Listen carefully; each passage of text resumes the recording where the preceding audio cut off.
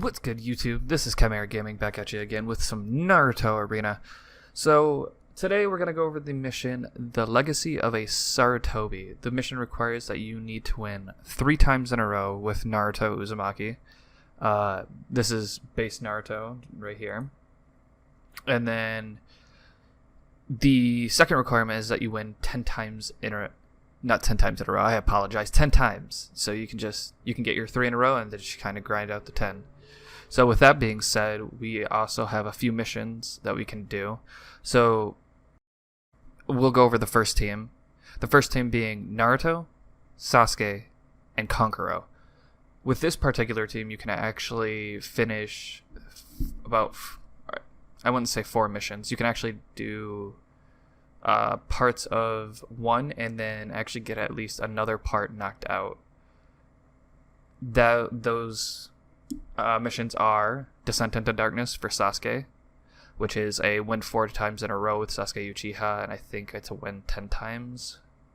It's either win 10 times or 15 times, I don't remember. Duty of a Sensei, which requires you to win with all the Leaf Genin 3 times in a row.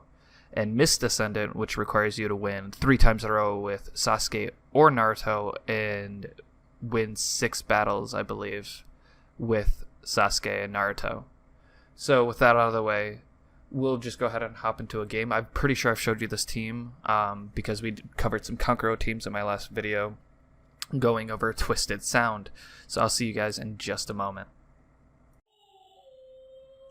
Alright, and we've entered our game. We're up against Kiba, Sasuke, and Kin. The main anchor of this team more than likely being Sasuke, dealing massive amounts of high damage. So we're going to return the favor.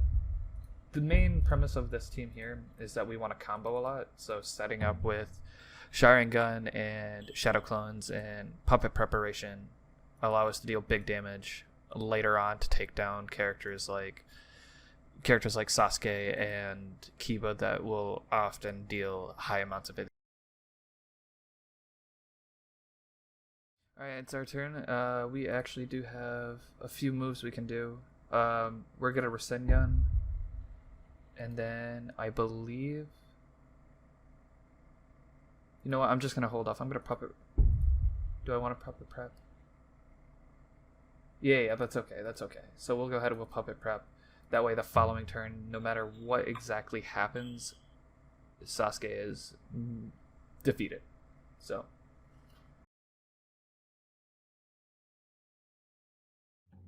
Alright, so it's our turn. They're already picking off my my Sasuke here.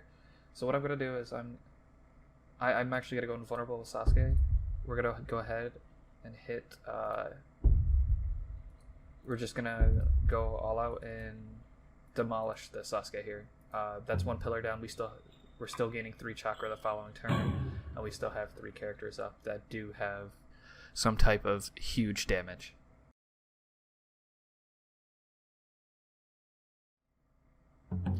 Alright, and so they decided to target our Naruto. That's completely okay. I kind of want to get that Kin out of the way, so I'm just going to start stacking up with Puppet Preparation. That way we can actually start dealing some decent damage to Kin. She's able to deal some high damage, but so are we. Kin just ultimately uses random chakra for the most part, and so they're targeting Naruto to slowly beat him down. Alright, and so they actually don't kill Naruto. They opt to go for the Sasuke there, which is okay. We want Kin because she doesn't require very many... she doesn't require any specific chakra except for 1 Genin, which, I mean, that's alright, but Kiba is highly concentrated and high skill cost, so we want him to be the last one alive. With our next turn, we can definitely kill with the Black Secret Machine one-shot if she doesn't go invulnerable. And there we go. She doesn't go invulnerable. Kiba starts his wolf move here. I would go ahead and use Shadow Clones, but it's going to cost me, so I'm just going to opt to not use it and just kill off Kin. Alright, and so we live this one. I'm going to go ahead and I'm going to Puppet Preparation. And then I'm actually going to go invulnerable with Naruto. That way we can actually live this next turn. Puppet Preparation will give me a bit of additional destructible defense. It's going to get broken, but if he doesn't have the chakra to use Garugra, then I actually live it.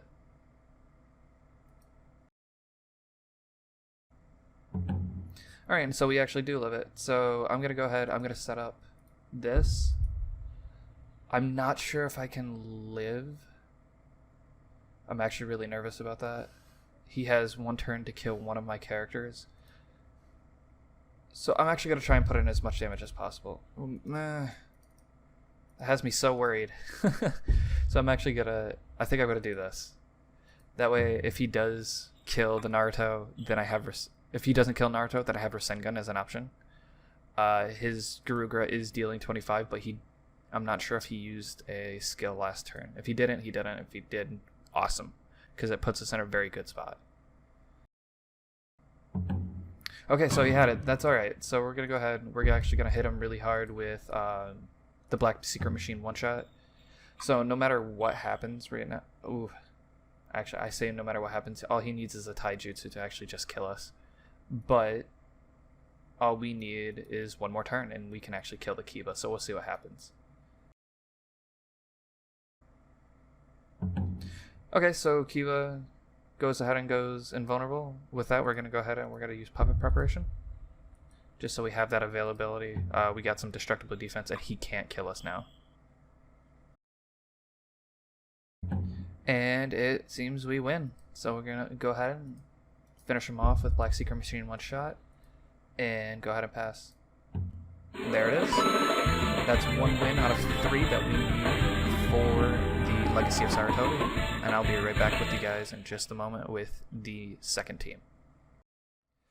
So, the second team that we have is another familiar one that we used last time. It is Naruto, Zaku, and Kankuro.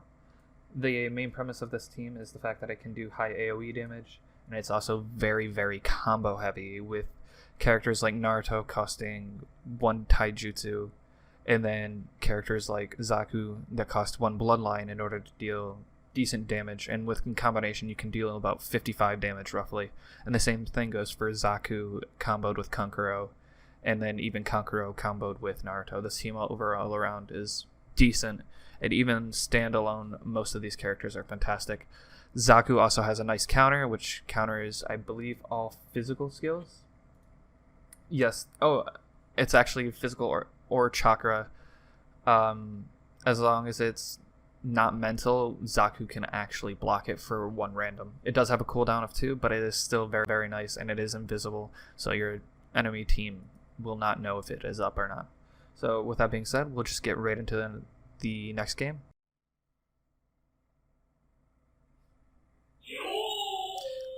And alright, we are now in the next game. They're actually using a very similar team to us, with Shikamaru being the only one that's different. This is actually another team that I intend to be using for the 3 in a row. And actually, because of this game, we may or may not have to show it off. But basically how that particular team works is it's a setup team, and it uses Zaku with Shikamaru.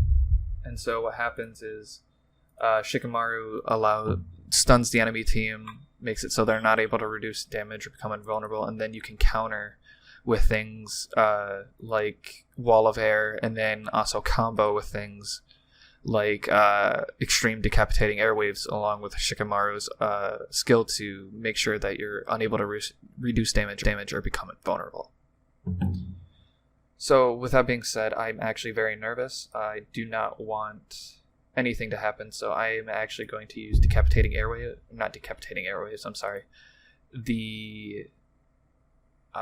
Wall of Air, and then hit Zaku and go into a Puppet Preparation. I want to be able to deal a maximum amount of damage. You can see that we use 2 taijutsu there.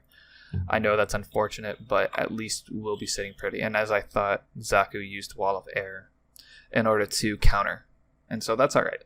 With everything, we should be able to deal some decent damage over to Shikamaru over here and get him out of the way. That way we can slowly chip away at these 2 characters here.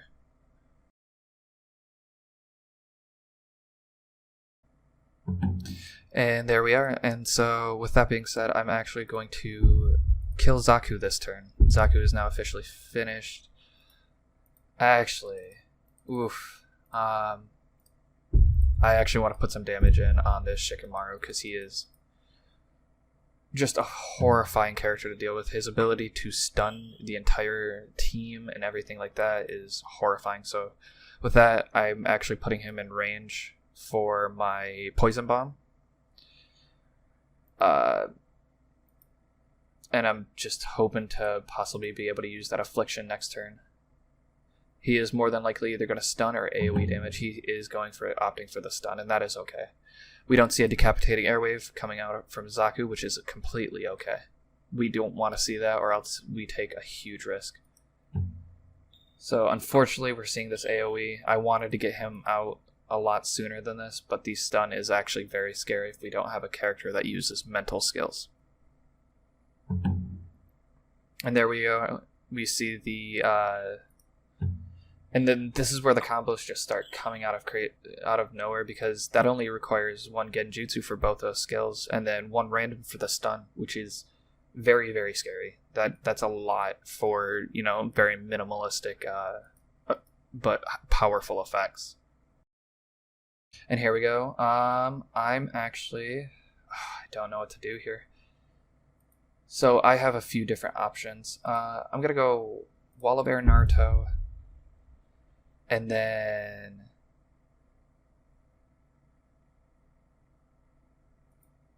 Affliction? I want to say Affliction and then Kick.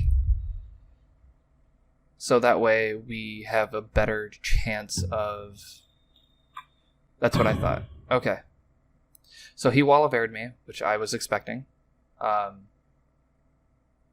we only spent a random for that and then one Taijutsu. And we're A-okay with that. That's not bad at all. That's not a bad cost.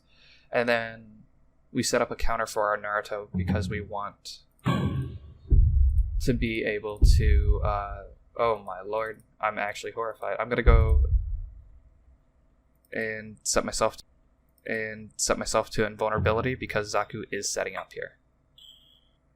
We are now setting up with our Kankuro. Next turn, if we have a Taijutsu, that is actually a dead character right there.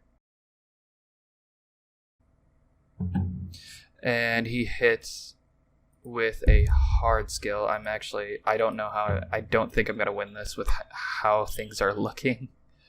Because all he requires is just a Taijutsu or a massive amount of chakra, so I'm very certain that he's probably in the clear to actually take this win against me. And there we go. I'm going to go ahead and I'm going to Rasengan.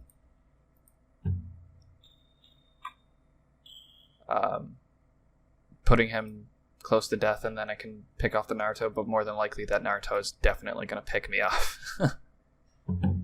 I'm going to go ahead and spend. I'm pretty sure I haven't shown you guys this, but this is a little useful tool that we have where we can exchange chakra in order to have the ability to actually use a move if you have too much of one. Alright, and we see him use his clones. I'm just going to hit him with a stun. It's not going to do too much damage, but hey, the longer we're living, the better. I'm going to go ahead and I'm going to go invulnerable here.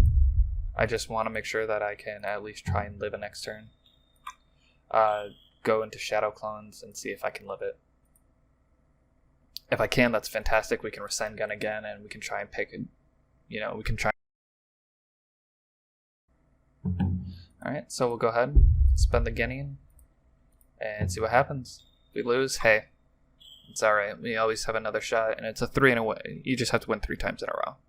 So I'm fairly certain you can either use the team that I showcased here, or the team that he showcased here. Either way, the teams are good. I'll cover the team that he used, just brief explanations, and showing you guys the actual skills. And that's okay. So we took the loss there, and we'll just have to move on. I'll see you guys. So, going over the next team, it is Naruto, Zaku, and Shikamaru. like I said, the last person I played, they were playing a very similar team. Actually, they were playing this exact team, not very similar at all. So, with that being said, let me just show you what this team can do. Obviously, we know Naruto and Zaku combo very well. Shikamaru and Zaku also combo insanely well. So, Shikamaru requires Meditate in order for certain skills to last longer. It lasts about 5 turns, no cooldown, no cost, which is great. Now, with that being said, it allows things like his Shadow Neckbind, which costs 1 Genjutsu, to deal 15 damage and make them unable to reduce damage or become invulnerable. That is the entire team. And if Meditate is on them, it lasts 2 turns, which means they will take in 30 damage no matter what across the entire team, unless they are already invulnerable and dodge the skill. Now, Shadow Imitation is a stun. It stuns for 1 turn, but if they are affected by Meditate, it stuns for 2 turns. And if they have no mental skills, they are dead in water. They can't do anything. This allows us to go to basically set up for Shadow Neckbind and any other skills that we want to during that period. It's super good. Shikamaru is a very, very good character all around, in my opinion, no matter what rank you are for the most part. There's probably some characters that do better than what he does, but in my opinion, if you're just starting out, he's just good. He's just very, very good. So with that being said, I'm actually going to grind out some games with this particular team. So I'll see you guys there.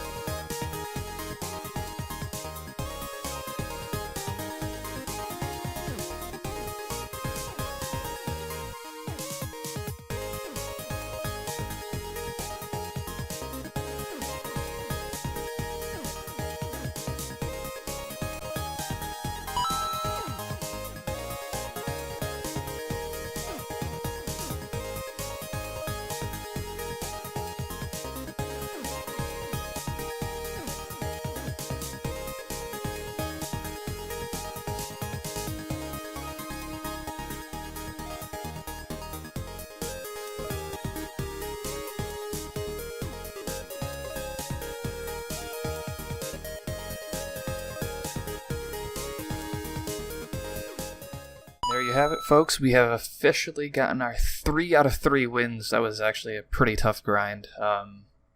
But we managed, and it was with this team here. I actually had a lot of trial and error with this team. These were actually the 3 games that I won consecutively. But you can do it. It's worth it. So with this, I give the Legacy of the Sarutobi a mission complete. Hope you guys complete it too. That way you guys can get the character Konohamaru. He's really fun. But thank you all for watching, and as always, goodbye.